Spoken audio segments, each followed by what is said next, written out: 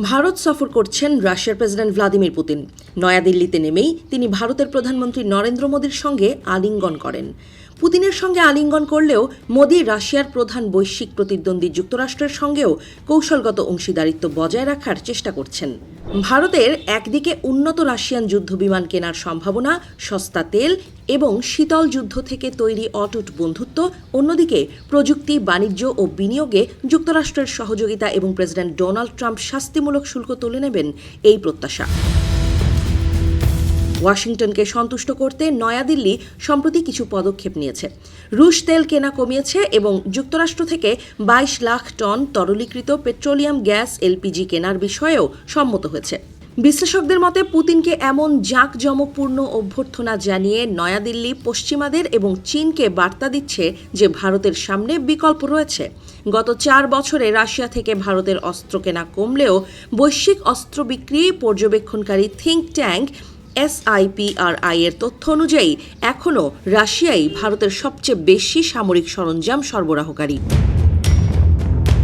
সফরের আগে পুতিন প্রশ্ন তোলেন, যুক্তরাষ্ট্র নিজেও যখন রাশিয়ার সঙ্গে ব্যবসা করছে তখন তেল কেনার কারণে ভারতের ওপর কেন চাপ দেয়া হচ্ছে?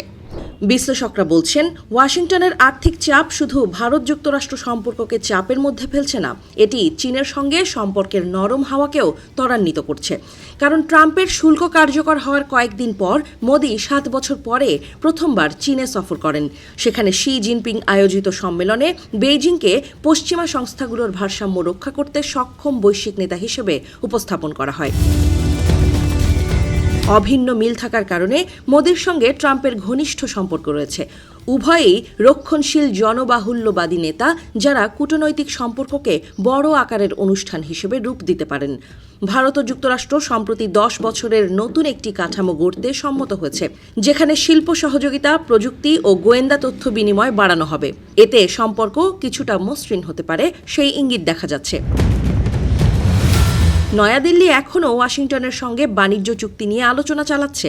বাণিজ্য সচিব রাজেশ আগারওয়াল আশা করেন চুক্তি এ বছরের শেষ নাগাদ চূড়ান্ত হবে। যুক্তরাষ্ট্রের বাণিজ্য প্রতিনিধির কার্যালয়ের মুখপাত্র জানান, রিক সুইৎজারের নেতৃত্বে একটি প্রতিনিধি দল আগামী সপ্তাহে ভারত সফরে গিয়ে আলোচনায় অংশ নেবেন। ভারতের দৃষ্টিকোণ থেকে এসব পদক্ষেপ অন্য অংশীদারদের সঙ্গে সম্পর্ক ভাঙার ইঙ্গিত দেয় না। নয়াদিল্লির অবজারভার রিসার্চ ফাউন্ডেশনের গবেষকরা বলেন যে যুক্তরাষ্ট্রের সঙ্গে উচ্চাকাঙ্ক্ষী বাণিজ্য চুক্তি করা এবং রাশিয়ার সঙ্গে কার্যকর সম্পর্ক রাখা একে অন্যের পরিপন্থী নয়।